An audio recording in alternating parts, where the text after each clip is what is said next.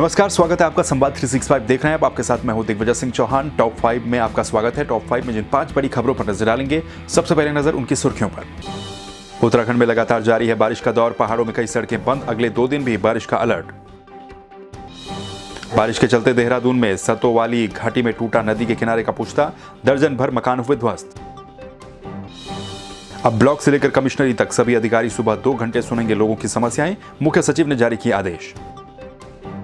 हरिद्वार पहुंच रहे कांवड़ियों पर लगातार जारी है कार्रवाई। गुरुवार को 290 कांवड़ियों को रेलवे स्टेशन से भेजा गया वापस।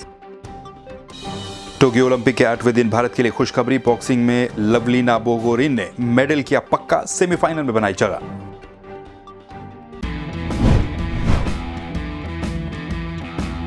चलिए टॉप 5 में सबसे पहले बात करेंगे आज की टॉप स्टोरी की। टॉप स्टोरी में बात करेंगे उत्तराखंड में लगातार हो रही बारिश को लेकर। तो उत्तराखंड में पिछले कई दिनों से लगातार बारिश हो रही है। बारिश के चलते पूरी तरह से लोग प्रभावित हो रहे हैं। खासतौर पर बात अगर हम करें पहाड़ों की, तो पहाड़ों में लगातार हो रही बारिश से कई सड़कें अभी भी बंद हैं। सड़कों को खोलने का काम लगातार किया जा रहा है, लेकिन लगातार हो रही बारिश इसके सामने रोड़ा बन करके खड़ी हो रही है। कई जगहों पर भूस्खलन के चलते लोगों के घरों तक को खतरा हो गया है। भूस्खलन के चलते गढ़वाल और कुमाऊं यानी कि दोनों मंडलों में, उत्तराखंड के दोनों मंडलों में भूस्खलन के चलते सड़कें बाधित हैं। मलबा आने के चलते केदारनाथ राष्ट्रीय राजमार्ग पर भी आवाजाही बाधित हो गई थी। भूस्खलन के चलते बद्रीनाथ और गंगोत्री यमुनोत्री हाईवे पर भी यातायात बाधित हो गया था। गंगोत्री राष्ट्रीय राजमार्ग की अगर बात करें तो 12-11 घंटे के बाद करीब गंगोत्री राष्ट्रीय राजमार्ग सुचारू रूप से शुरू हो पाया। गढ़वाल और कुमाऊं के ग्रामीण क्षेत्रों में मलबा आने से 155 से भी ज्यादा सड़कें अभी भी बंद बताई जा रही हैं। नदी नाले उफान पर हैं।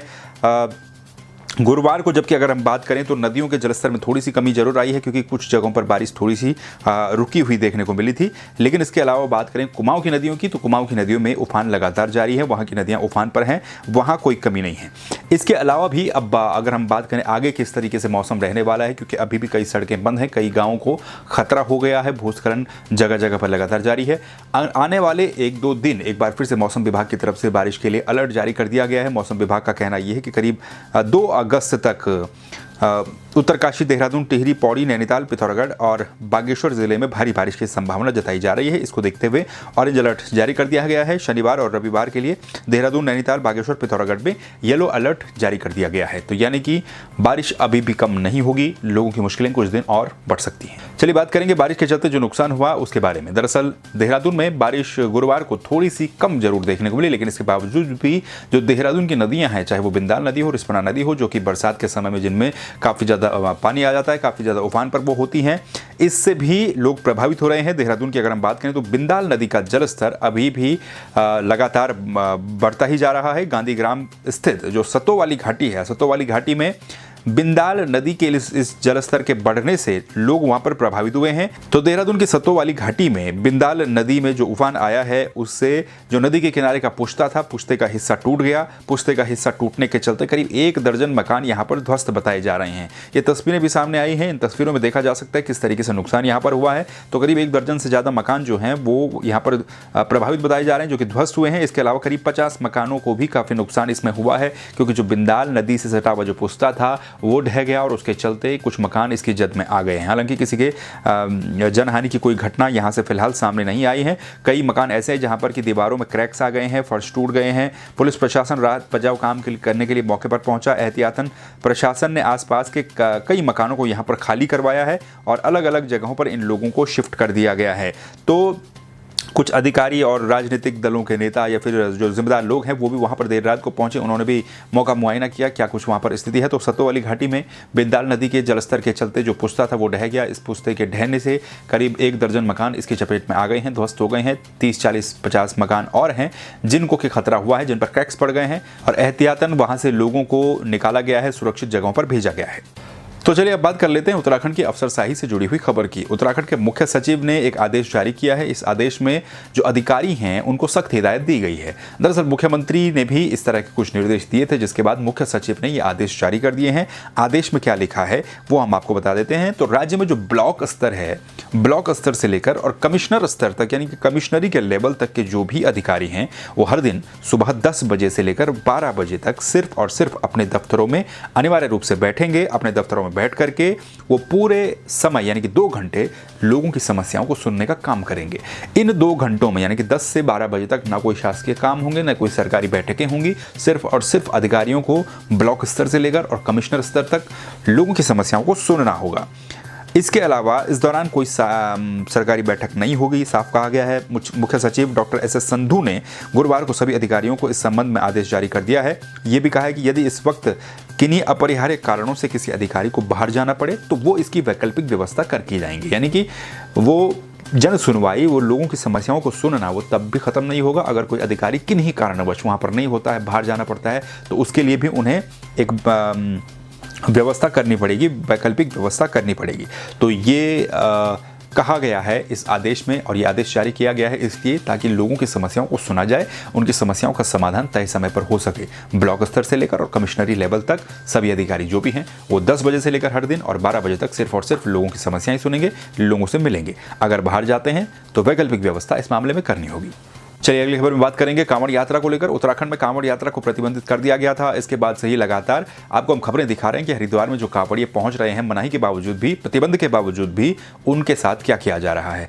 पिछली बार 14 कांवड़िए वहां पर पहुंचे थे। कांवड़ यात्रा शुरू होने के दूसरे तीसरे दिन उन लोगों को क्वारंटीन कर दिया गया था 14 दिन के लिए। अभी भी यही प्रोसेस वहां पर जारी है। गुरुवार का अगर हम बात करें तो गुरुवार को हरिद्वार के रेलवे स्टेशन पर करीब 290 कांवड़िए पहुंचे, जिनको कि वहां से वापस भेज दिया गया। इन लोगों के पास हालांकि आरटीपीसीआर नेगेटिव रिपोर्ट भी थी, लेकिन इसके बावजूद भी इन्हें वापस भेज दिया गया क्योंकि कांवड़ यात्रा पर पूरी तरह से सरकार ने प्रतिबंध लगाया है। और इसके अलावा बॉर्डर के जो इलाके हैं वहां, अन्य जो अलग अलग बॉर्डर हैं वहां से भी लोगों को भेजा जा रहा है। हर की पैड़ी और अन्य जो स्नान घाट हैं वहां पर कुछ लोग चोरी छिपे पहुंच जा रहे हैं, तो वहां पर भी पुलिस को तैनात किया गया है। जीआरपी ने भी रेलवे स्टेशन पर पूरी तरह से सख्ती की हुई है, लेकिन इसके बावजूद भी कांवड़िए जो हैं वो अपने कपड़े बदल करके वहां पहुंच रहे हैं। ऐसे में अलग अलग घाटों पर भी पुलिस ने निगरानी अपनी सख्त कर दी है। वहां पर जो भी लोग पहुंच रहे हैं उनको हिदायत दी जा रही है, क्वारंटीन किया जा रहा है, बॉर्डर से लोगों को वापस भेजा जा रहा है। तो अगर हम बात करें बृहस्पतिवार को, तो हरिद्वार रेलवे स्टेशन पर आने वाली ट्रेन से अलग अलग राज्यों से वहां पर कांवड़ लेने के लिए 170 यात्रियों को शटल बस और 120 यात्रियों को ट्रेन का टिकट कटवाकर वापस यहां से भेजा गया। यानी कि 120 यात्रियों को ट्रेन से भेजा गया, 170 यात्रियों को यहां से बस से यहां वापस भेजा गया। इसके अलावा योगनगरी ऋषिकेश स्टेशन पर आने वाले करीब 55 लोगों को यहां से परिवहन विभाग की बसों से वापस भेजा गया। रुड़की स्टेशन से 16 यात्रियों को वापस भेजा गया जो कि यहां पर कांवड़ लेने पहुंचे थे। तो अलग अलग जगहों पर इसी तरह से वापस भेजने का सिलसिला जारी है। तो अपील एक बार फिर से आपसे यही, कोरोना के चलते कांवड़ यात्रा प्रतिबंधित है, ऐसे में हरिद्वार ना आए। अगर आप आते हैं तो इसी तरह से आपको भी वापस भेज दिया जाएगा। तो चलिए बात कर लेते हैं टोक्यो ओलंपिक से आई एक बड़ी खबर की और खुशखबरी की। दरअसल पिछले कुछ दिनों से टोक्यो ओलंपिक से भारत के लिए कुछ खास खबरें नहीं आई, लेकिन कल के दिन भारत के लिए काफ़ी सारी अच्छी खबरें वहाँ पर आई। काफ़ी सारे जो एथलीट हैं, कुछ बॉक्सर हैं, तीरंदाजी में या फिर हॉकी में भारत ऐसे लेवल तक पहुँच चुका है जहाँ से कि मेडल अब कुछ ही कदम दूर भारत को नजर आता है। ठीक इसी तरह के मुकाबले लगातार जारी हैं और 8वें दिन यानी कि पहले दिन भारत की मीराबाई चानू ने ओलंपिक में सिल्वर मेडल जीता था वेट लिफ्टिंग में, लेकिन उसके बाद से लेकर अभी तक भारत के हाथ खाली हैं, कोई मेडल लगा नहीं है। 8वें दिन भारत के लिए सुबह सुबह अब से कुछ देर पहले ही एक खुशखबरी आई है। भारत की बॉक्सर लवलीना बोरगोहेन ने एक इतिहास रच दिया है। बॉक्सिंग में लवलीना बोरगोहेन सेमीफाइनल में पहुंच चुकी हैं और लवलीना बोरगोहेन ने सेमीफाइनल में पहुंचने के साथ साथ ही एक मेडल भी अपना पक्का कर दिया है। यानी कि यहां से अब उन्हें, अगर वो हार भी जाती हैं आगे, तो फिर भी उन्हें ब्रॉन्ज मेडल मिलेगा क्योंकि वो टॉप 4 में पहुंच चुकी हैं। बॉक्सिंग में जो टॉप 4 में पहुंचते हैं तो लास्ट के जो 2 कैंडिडेट होते हैं, अगर दोनों हार भी जाएं तो उसके बावजूद भी उन्हें ब्रॉन्ज मेडल दिया जाता है। तो ये एक इतिहास रच दिया है लवलीना बोरगोहेन ने। असम की रहने वाली लवलीना बोरगोहेन बॉक्सिंग में भारत का प्रतिनिधित्व कर रही हैं। अपने दोनों ही मुकाबले काफी शानदार तरीके से उन्होंने जीते और जो ये मुकाबला क्वार्टर फाइनल का लवलीना बोरगोहेन ने जीता, 4-1 के डिसीजन से जीता, यानी कि 4 जजों ने उनके फेवर में अंक दिए हैं। दूसरे राउंड में पूरी तरह से उन्होंने डोमिनेट किया। दूसरे राउंड में हर किसी जज ने उन्हें 10 पॉइंट दिए। पहले राउंड में 3 जजेस ने उन्हें 10 पॉइंट दिए थे और आखिर में भी लगभग यही स्थिति रही। तो इस तरीके से भारत की बॉक्सर लवलीना बोरगोहेन ने सेमीफाइनल में अपनी जगह बना दी है और भारत के लिए एक और मेडल पक्का कर दिया है। लेकिन यहाँ से अब उनकी नज़र गोल्ड मेडल पर होंगी या सिल्वर मेडल पर होंगी, क्योंकि उसके लिए उन्हें आगे सेमीफाइनल में भिड़ना है। लेकिन अगर किन्हीं कारणों से अगर वो जीत नहीं भी पाती हैं, फिर भी भारत का एक मेडल यानी कि ब्रॉन्ज मेडल तो लवलीना बोरगोहेन को पक्का मिलेगा ही मिलेगा। तो ये थी अभी तक की टॉप 5 खबरें। इन खबरों को लेकर आप क्या सोचते हैं, कमेंट करके आप प्रतिक्रिया दे सकते हैं। खबरों को देखने के लिए संवाद 365 को सब्सक्राइब कर दीजिए, वीडियो को शेयर कीजिए, दूसरों को भी दिखाइए, फेसबुक पर लाइक कीजिए। फिर मिलेंगे नई खबरों के साथ, तब तक के लिए नमस्कार।